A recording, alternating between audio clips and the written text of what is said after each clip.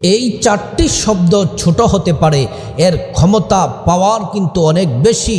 এই চারটি শব্দের জিকির যদি করতে পারেন, আল্লাহ তাআলার কাছে যা চাইবেন আল্লাহ তাআলা তাই দিবেন। চারটি শব্দের জিকির করে যদি আপনি সুস্থতা চান, আল্লাহ তাআলা আপনাকে সুস্থতা দান করবেন। এই চারটি শব্দের জিকির করে যদি আপনি আল্লাহ তাআলার কাছে ধন সম্পদ চান, আল্লাহ তাআলা দিবেন। এই চারটি শব্দের জিকির করে আপনার মনের যত কথা আছে, ব্যথা আছে, বেদনা আছে, আল্লাহর কাছে বলেন, প্রতিটি কথা আল্লাহ তাআলা শুনবেন। আল্লাহ রাব্বুল আলামিনের কাছে চারটি শব্দ খুবই প্রিয়। আল্লাহ তাআলা কোরআনুল কারীম আল্লাহ রাব্বুল আলামিন বলছেন, ইয়া আইয়ুহাল্লাযীনা আমানু যকুরুল্লাহা যিকরান কাসীরা ওয়াসাব্বিহুহু বুকরাতাও ওয়া আসীলা।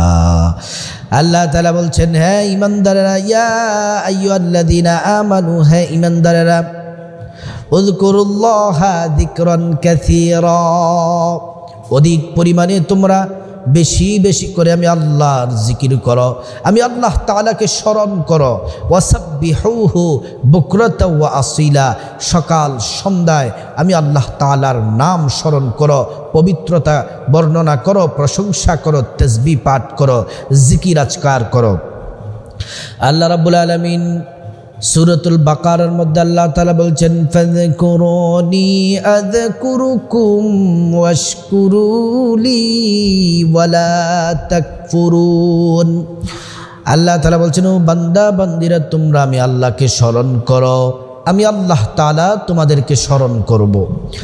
আমরা আল্লাহকে স্মরণ করি জিকিরের মাধ্যমে, তাসবিহ তাহলিলের মাধ্যমে, নামাজের মাধ্যমে, দান সাদাকার মাধ্যমে।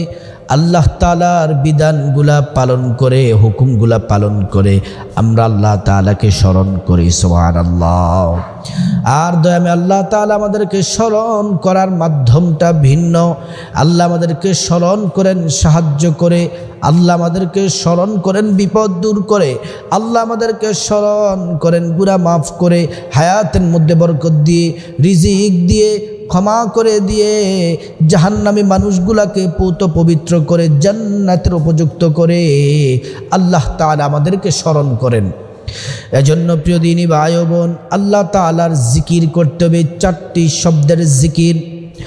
গ্রাম থেকে একজন সাহাবী, দরিদ্র সাহাবী, গ্রাম্য সাহাবী রাসূলুল্লাহর দরবারে আসলেন।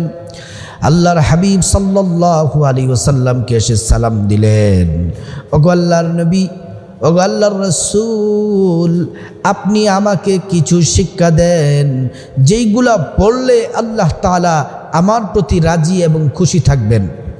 হাদিসটি এসেছে সুনানে বাইহাকিতে।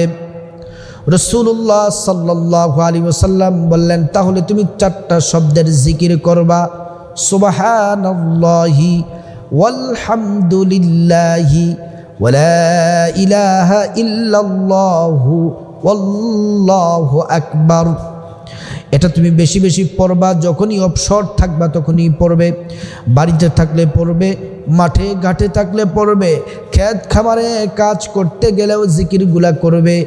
এই গ্রাম্য সাহাবী এই জিকিরগুলা মুখস্থ করে চলে যাচ্ছেন, সামনের দিকে অগ্রসর হচ্ছেন। হঠাৎ করে তিনি থমকে দাঁড়ালেন। ওই সাহাবী আবার ঘুরে রাসূলুল্লাহ সাল্লাল্লাহু আলাইহি ওয়াসাল্লামের দিকে আসলেন।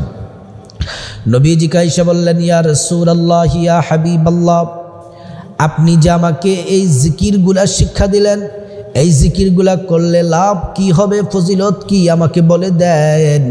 আল্লাহর রাসূল সাল্লাল্লাহু আলাইহি ওয়াসাল্লাম বললেন, এ সাহাবী, তুমি যদি এই তাসবিহগুলা, জিকিরগুলা যদি পাঠ করতে পারো, আল্লাহ রাব্বুল আলামিন তোমার জীবনের সব গুনাহগুলা ক্ষমা করে দিবেন। এই জিকিরগুলা যদি করতে পারো, তোমার মনের আশা আল্লাহ তাআলা পূরণ করবেন।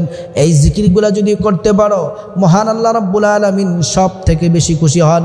এই জিকিরগুলা যদি করতে পারো, আল্লাহ তাআলা বিপদ দূর করে দিবেন, অভাব দূর করে দিবেন, তোমার চাওয়া পাওয়া মনের আশা সবগুলো আল্লাহ তাআলা পূরণ করবেন। সুবহানাল্লাহ।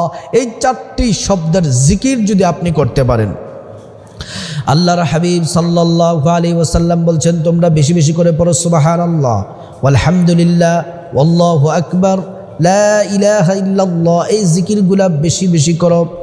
নবীজি আরো বলেন, কেউ যদি দৈনিক 100 বার জিকির করে লা ইলাহা ইল্লাল্লাহ, লা ইলাহা ইল্লাল্লাহ, 100 বার যদি কেউ লা ইলাহা ইল্লাল্লাহর জিকির করে, হাসরের ময়দানে তার মা সন্তানকে পরিচয় দিবে না, সন্তান মা বাবার পরিচয় দিবে না, স্বামী স্ত্রী একে অপরের পরিচয় দিবে না, আত্মীয় স্বজন বন্ধু বান্ধব কেউ কারো পরিচয় দিবে না, সবাই শুধু নাফসি নাফসি করতে থাকবে। দুনিয়াতে যারা 100 বার দৈনিক লা ইলাহা ইল্লাল্লাহর জিকির করবে, আল্লাহ পাক রব্বুল আলামিন তাদেরকে ক্ষমা করে আল্লাহ তাআলা তাদেরকে জান্নাতে পৌঁছে দিবেন। সুবহানাল্লাহ। রাসূল করিম সাল্লাল্লাহু আলাইহি ওয়াসাল্লাম বলছেন, মান ক্বালা লা ইলাহা ইল্লাল্লাহ দাখালাল জান্নাহ, যে ব্যক্তি পড়বে বেশি বেশি লা ইলাহা ইল্লাল্লাহ, আল্লাহর জান্নাতে সে প্রবেশ করবে। সুবহানাল্লাহ। প্রিয় দিনদার ইমানদার মুসলিম ভাই বোনেরা, এই 4টি শব্দের জিকির করুন, আল্লাহ তাআলা আপনার মনের আশাগুলা পূরণ করবেন।